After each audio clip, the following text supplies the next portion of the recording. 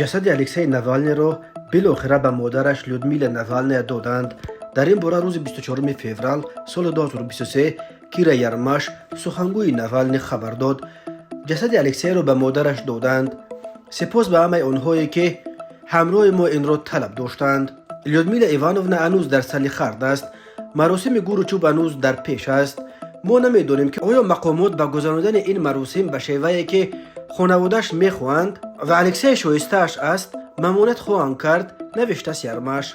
قبلا یاران ناوالنی گفته بودند که مفتش مادر او را شانتاژ کرده ایستاده است و التیماتوم گذاشته است که مراسم دفن پسرش را پنهانی دایر کنند. مفتش به مادر الکسی زنگ زده التیماتوم گذاشته است که آیا او در دوام 3 ساعت به مراسم گور و چوب مخفی راضی می شود و یا الکسی را در زندان به خاک می سپارند. نوشته بود کیرا یارماش روز 23 فوریه.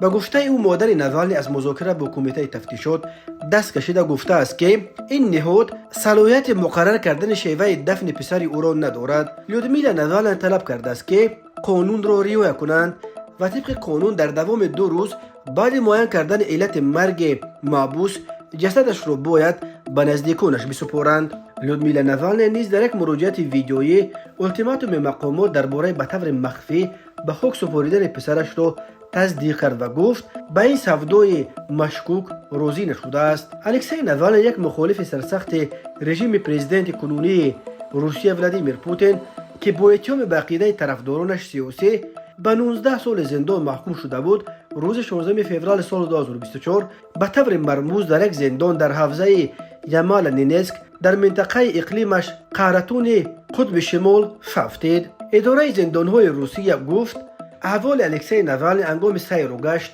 ناگهان بد شد و او از هوش رفت. روز 22 فوریه به مادر الکسی ناوالنی بار اول در مردخانه جسد پسرش و خلاصه طبی را نشان دادند. در خلاصه طبی گفته شده است که علت مرگ سیاستمدار مخالف طبیعی است. روز 24 فوریه همسر او یولیا ناوالنی نیز در یک مراجعتنامه ویدیویی از پوتین طلب کرد که جسد او را به خانواده‌اش بدهند. یولیا ناوالنی پوتین را عیبدار کرد که این همه بازی ها با جسد ناوالنی را شخصا خودش رهبری کرده ایستاده است. او گفت پوتین در پیش دوربین ویدیو کامراها خود را یک مسیحی دیندار وانمود می کند ولی در اصل اعتقاد دینیش قلبکی است. رهبر اکثر کشورهای غرب نیز پوتین را در مرگ مخالف سرسختش گناهکار کرده مقامات روسیه را برای تا حال به نزدیکانش ندادن جسد ناوالنی به باد انتقاد کشیدند. 10,000 نفر در اینترنت پتیسیه با طلب به نزدیکانش دادن جسد ناوالنی را امضا کردند و در سراسر روسیه بیش از 500 نفر را تنها برای ارجگذاری به مرگ این رهبر مخالفین رژیم پوتین دستگیر کردند.